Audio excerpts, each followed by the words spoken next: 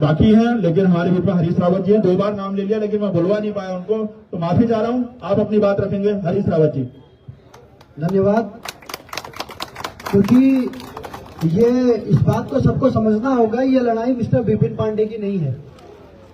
ये जो मामला है ना, ये पूरा मामला घालमेल किसने कर रखा है? अधिकारियों ने। बिल्कुल सही बात है। और ये अधिकारी इस बात का जवाब दें, ये तो सरकारें निकम्मी है कि तुम लोगों का ट्रांसफर नहीं हो रहा है। नहीं तो यदि आज ट्रांसफर हो गया और आज किसी का केस यहाँ आया है, क्या दूसरा जो अधिकारी आया है वो अधिकारी उसको सॉल्व नहीं करेगा या इस बात के लिए कन्नी काट देगा? मेरे समय का नहीं था।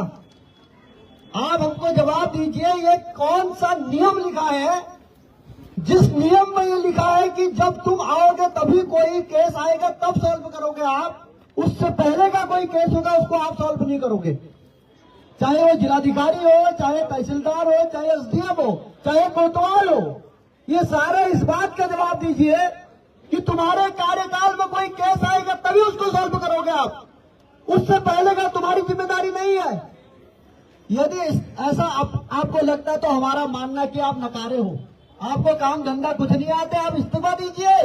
बहुत सारे युवा सड़कों में घूम रहे पढ़े लिखे, उनको मौका दीजिए। तुम्हारी बस की बिल्कुल बात नहीं है। दूसरी बात, एक व्यक्ति जंगल में सरकार की जमीन को एक्वायर करता है और वहां पर अपनी फैक्ट्री लगा देता है, तो उस फैक्ट्री लगाते वक्त आपकी आंखें बंद क्यों होती है भाई? तुम्हारा पटवारी क्या करता है? तुम्हारा कानून को क्या करता है? तुम्हारा तहसीलदार क्या करता है? क्या उनका वो काम नहीं है? यदि वो मानते हैं कि उनका काम वही काम करना है, यदि कोई पैसा देता है उसको, पैसा देके उसको नपाई करने के लिए ले जाता है, तो आप अपने दरवाजे के सामने लिख दीजिए कि वही व्यक्ति यहाँ काम करने के लिए आएगा जो हमको पैसा देगा। चोरी छिपा मत होइए, क्योंकि उसके बाद वही लोग आएंगे, सब लोग अपने घरों में बैठे रहेंगे, अपना समय बर्बाद नहीं करेंगे। ये मामला है भ्रष्टाचार का। सारे भ्रष्टाचारी अधिकारियों के पोल खोलने की जरूरत है आज की डेट में। एक एक पटवारी से लेके, सटवारी से लेके, एसडीएम से लेके, तहसीलदार से लेके, ये सारे घुसखोरी कर रहे हैं। इसका नतीजा है कि आम व्यक्ति को यहाँ इस तरीके से भटकना पड़ रहा है। एक आम व्यक्ति, इस हल्द्वानी में पहाड़ का व्यक्ति आता है, अपनी रजिस्ट्री करता है, यहाँ पर जो अभिकर्ता है, जो अभिलेख लिखते हैं, वो बड़े परेशान है। पिछले 1-1.5 साल से लोगों की दाखिलकारी नहीं हो रही है। हमारे बहुत सारे पहाड़ के लोग यहाँ मकान बनाना चाहते हैं, वो लोन नहीं ले पा रहे क्योंकि 143 नहीं हो रही है।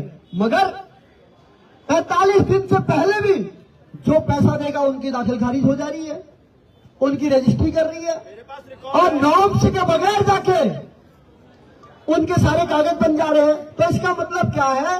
पूरा तंत्र भ्रष्ट है। ये इनकी पोल खोलने की जरूरत है और वो सारी फोटो वायरल करने की जरूरत है जो बड़े बड़े उद्योगपतियों के साथ, प्रॉपर्टी डीलरों के साथ ये पार्टी करते हुए बहुत सारे फोटो हम लोगों के पास है।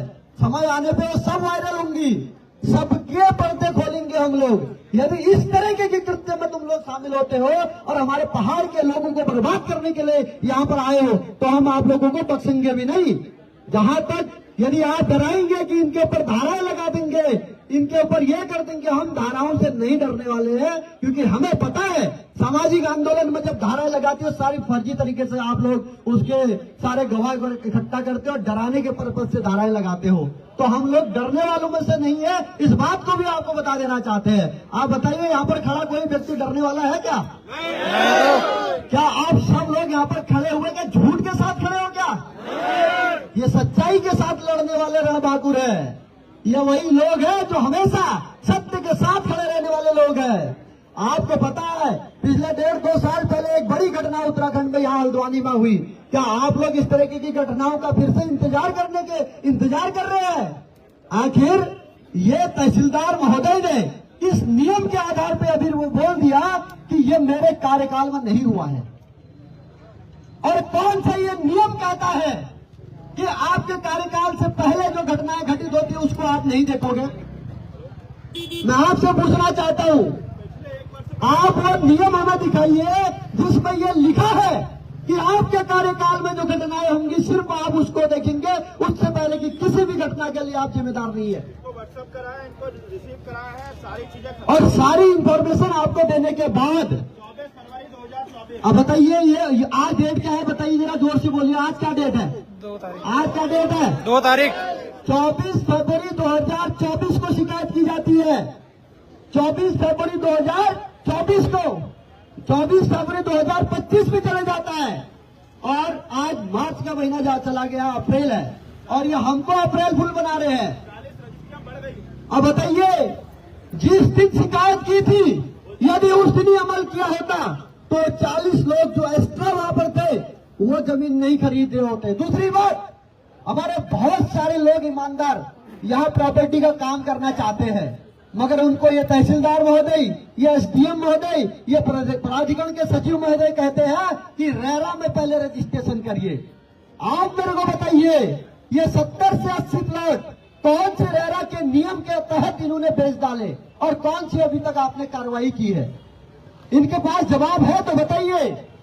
हम आपको खुला चैलेंज कर रहे हैं, यदि आप नियमों के इधर जाके किसी व्यक्ति विशेष, किसी धर्म विशेष के लोग को फायदा पहुंचाने के लिए काम करेंगे तो हम आपको फिर बख्शेंगे नहीं, हम आपको फिर छोड़ेंगे नहीं।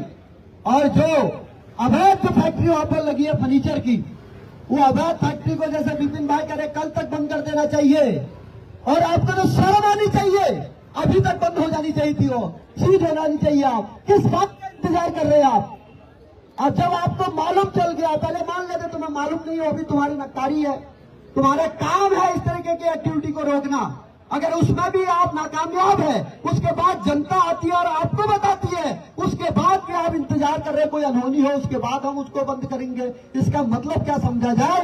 इसका मतलब ये है पूरा तंत्र भ्रष्ट है, पैसों का खेल चल रहा है। उन पैसों के खेल की ताकत से ये लोग डरे हुए हैं और इन शासन प्रशासन के लोगों को उन जैसे लोगों ने खरीद लिया, अपनी जेब में रख लिया। ये खुले तौर पर मैं कहना चाहता हूं, कई बार बात गलत है तो बताइए।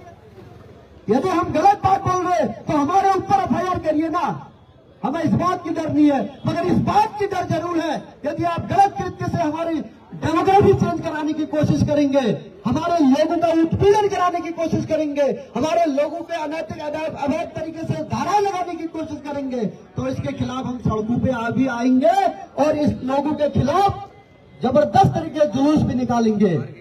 और विपिन पांडे जी इस बात को ध्यान रखिए, अभी तो हम आसानी से आराम से लड़ाई लड़ रहे हैं, हमें जरूरत है इन अधिकारियों का भी जुलूस निकालने का सड़कों में। अब अधिकारियों का जुलूस निकालने की जरूरत है। इस प्रदेश को इन्होंने अय्याशी का प्रदेश बना दिया है, इस हल्द्वानी को अय्याशी का अड्डा बना दिया है। कोई भी अधिकारी कर्मचारी सीधे मुंह काम करना नहीं चाहता है। आखिर किसकी साथ से, किसकी साथ से, कौन इनको पाल पोषित कर रहा है? क्यों इनके अंदर अपने आक्रमणीयता आ गई है, काम करने के लिए तैयार नहीं है? सीधा साधा व्यक्ति यहाँ काम करना चाहता है, अपने रोजगार करना चाहता है, अपना किसी फूड लाइसेंस लेना चाहता है तो उसको लाइसेंस नहीं दिया जाता है। जो भ्रष्टाचार से पैसा देके इनके टेबल के नीचे से घुसाता है उसका एक दिन में काम हो जाता है। ये कौन सा तरीका है भाई? ये देवभूमि को दानव भूमि बना के इन्होंने रख दिया है और आम व्यक्ति यहाँ पिट रहा है, पिस रहा है, बर्बाद हो रहा है। तो आप सभी से, जो भी यहाँ पर आज व्यक्ति आए हैं, हम आपसे साधुवाद करते हैं कि आप लोगों को जमीर जिंदा है, अभी आप लोगों के अंदर आग जिंदा है, इस आग को जलाए रखिए और गलत के खिलाफ हमेशा खड़े रहिए। यदि गलत के खिलाफ खड़े नहीं रहोगे, ये समझिए आने वाले दिनों में हम लोगों की ऐसी दशा होने वाली है, हम दिखने वाले नहीं है फिर हम कौन है। यहाँ पर कुछ और ही लोग आने वाले हैं। जैसे अभी बताया चौसला में सारे मुरादाबाद के लोग, भाई रामपुर के लोग, बिलासपुर के लोग, क्या मतलब है भाई उस जंगल में बाहर के लोगों को बसाने का? ये मतलब क्या है? और इस मतलब का अगर मतलब शासन प्रशासन नहीं निकाल रहा है तो मतलब इस मतलब में इनका भी कोई मतलब है, यही तो है। अदरवाइज इनका काम है भाई, इनका काम है ऐसे अनैतिक काम को रोकना। अभी इनने बताया गौलापार की यही स्थिति है। अभी हमारे एक सज्जन आए थे, यहाँ नीचे देवलचौड़ की यही स्थिति है, रानी बाग की यही स्थिति है, भवाली में तो इस्लाम नगर बना दिया है। बहुत सारे पहाड़ में ऐसी स्थितियां आ गई है, इस स्थितियों को हमको जानने की जरूरत पड़ रही है। हमारा काम क्या है भाई? हमारा काम अपना रोजगार करके बच्चे पालना है। हमने अधिकारियों को काम दे रखा है, नौकरी सरकार दे रही है, तुम जो अनैतिक और गलत काम हो रहे हैं इनको रोकने का काम इनका है, मगर ये काम नहीं कर रहे, काम हमें करना पड़ रहा है। बताइए कमांडर साहब, हमें काम करना पड़ रहा। हमारे बीच में आरपी सिंह आए हैं, असिस्टेंट कमांडर, अब मेयर का चुनाव इनने लड़ा। तो समाज के हर व्यक्ति जो उत्पीड़न के खिलाफ होगा, समाज का हर व्यक्ति जो सही और गलत का आकलन करता होगा, वो हमेशा सही के साथ खड़ा दिखाई देगा। और हम सबसे कह देना चाहते हैं, आज आवश्यकता है इन भ्रष्ट जो है, भ्रष्ट सिस्टम में जो बैठे हुए लोग हैं, इनको बाहर भगाने का, इनको एक्सपोज करने का, इनके आय से अधिक संपत्ति कैसे रख रहे हैं, इन सबको बाहर निकालने का। क्योंकि ये हमारे ऊपर क्या कहते हैं, मुकदमे लगाने की सोचते हैं कि ये ज्यादा बोलते हैं तो इनके ऊपर मुकदमे लगाओ। तो ये सामाजिक आंदोलन में लगे हुए मुकदमे में आप हमें अंदर डाल दो, हमें इस बात की चिंता नहीं होगी। मगर थोड़ी गहराई से सोचना, यदि गलत तरीके से पैसे कमाओगे तो कहाँ ले जाओगे, वो आपके बच्चों तक पीड़ेगा। इस बात का भी ध्यान रखना। हमें तो आप पैदल कर दोगे तो ईश्वर भी आपको पैदल कर देगा। कफन में जेब नहीं होती बड़े भाई, हाँ, कफन में जेब नहीं होती, बिल्कुल जेब नहीं होती है। तो इस बात को आप समझिए, इन एक एक व्यक्ति की एक एक पैसे का हिसाब लेने का अब धीरे धीरे समय आ रहा है। सब लोगों से गुजारिश करता हूँ, प्रार्थना भी करता हूँ, जितने भी अधिकारी हैं वो बेहतर तरीके से काम करना शुरू कर दो और थोड़ा हाथ अपना पीछे करना शुरू कर दो। भ्रष्टाचार के लिए जो बढ़ता है, सीधे साधे भोले भाले लोगों पर काम करना स्टार्ट कर दो। जो अनैतिक अवैध तरीके से आप काम करवाते हो और डेमोग्राफी चेंज करवाने की बात कर रहे हैं, हमारे लोगों का उत्पीड़न लगातार कर रहे हैं, तो ऐसा काम मत करिए। 24 जनवरी 2024 और आज 2